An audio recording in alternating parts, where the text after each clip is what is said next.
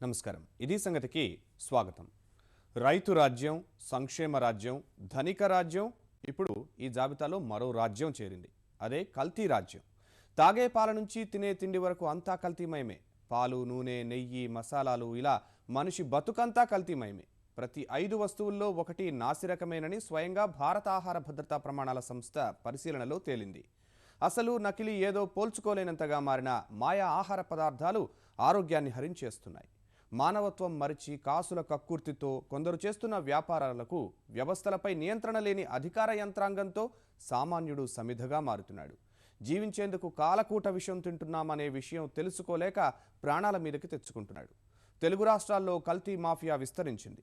ఏటా కోట్ల రూపాయల ఆదాయంతో ఓ పరిశ్రమ విరాజిల్లుతోంది.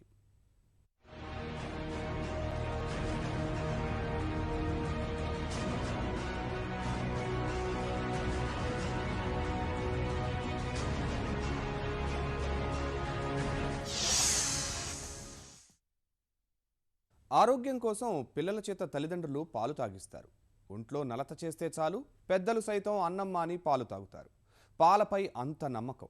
పౌష్టికాహారం అనగానే ముందుగా గుర్తొచ్చేవి పాలే. మరి ప్రస్తుతం పాలు ఆరోగ్యం ఇస్తున్నాయా అంటే లేదనే చెప్పాలి.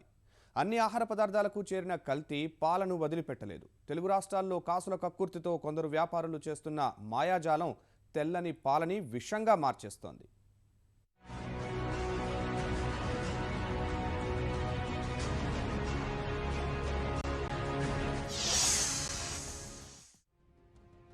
మెదక్ కుమ్మరిగడ్డలో పాలు తాగి చాలామంది వాంతులు చేసుకున్నారు.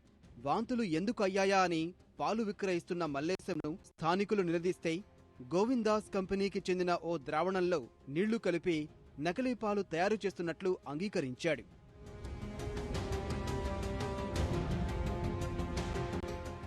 ఈ ఏడాది ఫిబ్రవరిలో గుంటూరు జిల్లా నరసరావుపేట మండలం అల్లూరివారి పాలెంలో కృత్రిమంగా పాలు తయారు చేస్తున్నారన్న ఫిర్యాదుతో ఓ పాల కేంద్రంపై ఆహార కల్తీ నియంత్రణ అధికారులు దాడి చేస్తే పాలలో వెన్న శాతం ఎక్కువగా ఉండేందుకు సన్ఫ్లవర్ ఆయిల్, క్రీము, పాల పౌడర్ మిశ్రమంగా కలుపుతూ నిర్వాహకులు పట్టుబడ్డారు. ఇవి కేవలం ఉదాహరణలు మాత్రమే. తెలుగు రాష్ట్రాల్లో పాల పేరు చెప్పి కొందరు వ్యాపారులు చేస్తున్న దారుణాలు అన్నీ ఇన్ని కావు. పాల రూపంలో ప్రజలకు లభించే అమృతం కాస్త కల్తీ కాటుతో గరళంగా మారుతూ ప్రజారోగ్యాన్ని కబళిస్తోంది. పాల కేంద్రాల మధ్య పోటీతత్వంతో వెన్న శాతం ఎక్కువగా ఉండాలనే ఉద్దేశంతో రైతులకు తెలియకుండా పాల సేకరణదారులే సొంతంగా కల్తీ చేస్తున్నారు. వీటిని పట్టించుకోవాల్సిన అధికారులే నిర్లక్ష్యం వల్ల పాల కల్తీ విచ్చలవిడిగా జరుగుతోంది.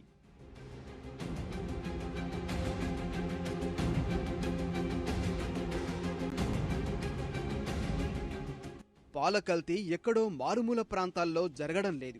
తెలుగు రాష్ట్రాల్లో కుటీర పరిశ్రమ తరహాలో ఎక్కడ పడితే అక్కడే జరుగుతోంది.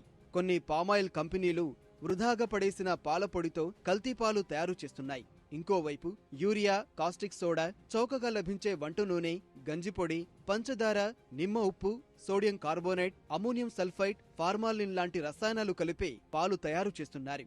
ఒక్క ముక్కలో చెప్పాలంటే ఎక్కువ పాలు రాబట్టుకోవడానికి గేదెలకు ఆక్సిటోసిన్ ఇంజెక్షన్ చేయడం మొదలుకొని గేదెల షెడ్డులు శుభ్రం చేసేందుకు వాడే హైడ్రోజన్ పెరాక్సైడ్ ద్రావణంతో కల్తీ పాలు తయారు చేయడం వరకు ఎన్నెన్ని దారుణాలు. లీటరు పాలలో 9 లీటర్ల నీళ్లు, కిలో పాలపొడి, 25 మిల్లీలీటర్ల హైడ్రోజన్ పెరాక్సైడ్ కలుపుతున్నారు. హైడ్రోజన్ పెరాక్సైడ్ కలపడం వల్ల పాలల్లో చిక్కదనం, నురుగు వస్తోంది. ఇలా దాదాపు 12 లీటర్ల నకిలీ పాలు తయారు చేస్తున్నారు. ఇందుకు ఒక్కో లీటరుకు సుమారు 15 రూపాయలే ఖర్చవుతోంది.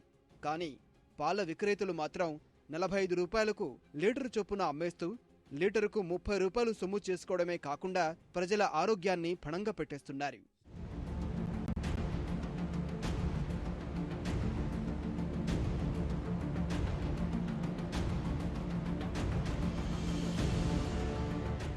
ఈ విష రసాయనాల పాలు తాగితే పెరిగే పిల్లల్లో హార్మోన్ల సమతుల్యత లోపిస్తోంది. ఆడవారిలో గర్భధారణ శక్తి, పురుషుల్లో పునరుత్పత్తి అవకాశాలు తగ్గిపోతాయి. కానీ తెలుగు రాష్ట్రాల్లో విచ్చలవిడిగా రసాయనాలతో పాలను కల్తీ చేసి అమ్ముతున్నారు. రైతుల వద్ద పశువుల పాకల్లో అపరిశుభ్రత వల్ల వీధి వ్యాపారులు పాలు కల్తీ చేయడం ఒక ఎత్తైతే, టోకుగా ట్యాంకర్ల కొద్దీ విక్రయించే డైరీల్లో సైతం పాడైన పాలు విక్రయాలకు పంపుతున్నారు. అవి కల్తీ పాలు అని గుర్తించి ట్యాంకర్లు వెనక్కి పంపితే ఆ పాలు నేరుగా విపణిలోనే యథేచ్ఛగా అమ్మి సొమ్ము చేసుకుంటున్నారు కల్తీ వ్యాపారులు.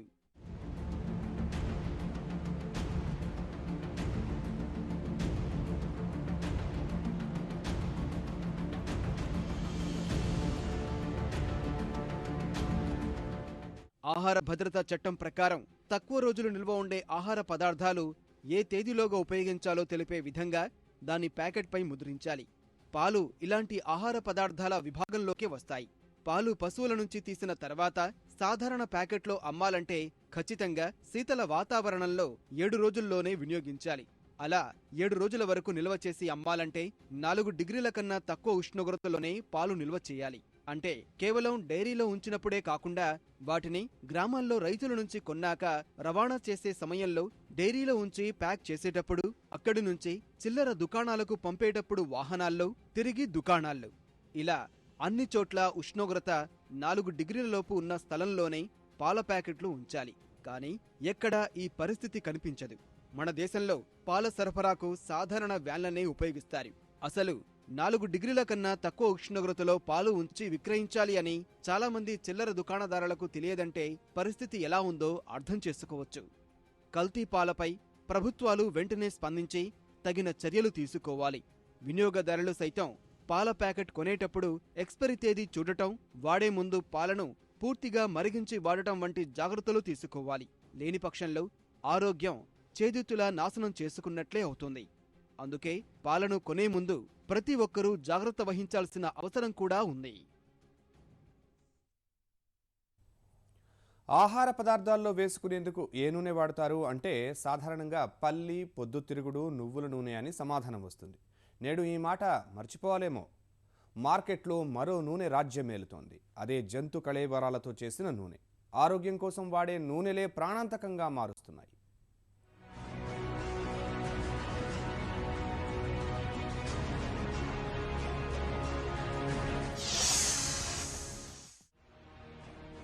జంతు కళేబరాలు వృధాగా పడేస్తేనే అనారోగ్యాలు వ్యాపిస్తాయి. ఏకంగా ఆ మృత కళేబరాల కొవ్వుల నుంచి నూనె తీస్తే అమ్మో, అది ఊహించడానికే భయం వేస్తోంది కదూ. కానీ ఆ కళేబరాల నుంచే కల్తీ నూనె తయారు చేస్తున్నారు. కాసులకు కక్కుర్తి పడుతున్న కొందరు ప్రజల ఆరోగ్యంతో చెలగాటమాడుతున్నారు.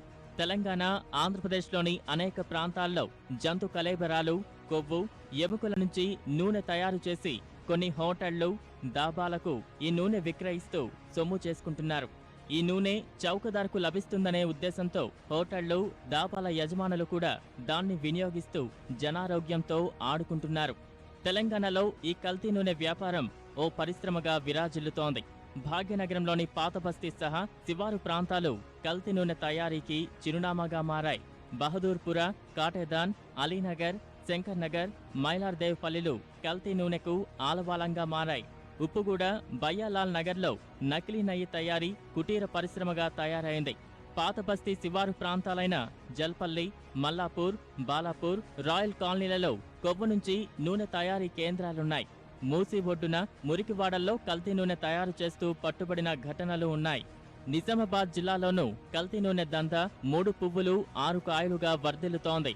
అక్రమంగా జంతు కళేబరాల నుంచి నూనె తయారు చేస్తున్నారు. నిజామాబాద్ గ్రామీణ మండలం సారంగపూర్, ఎడపల్లి మండలం నెహ్రూనగర్, నవీపేట మండలం తుంగిని, బోధన్ మండల శివారు గ్రామాలు, బిచ్కుంద మండలం హస్కుల్ గ్రామాల్లో కల్తీ నూనెను పోలీసులు స్వాధీనం చేసుకున్నారు.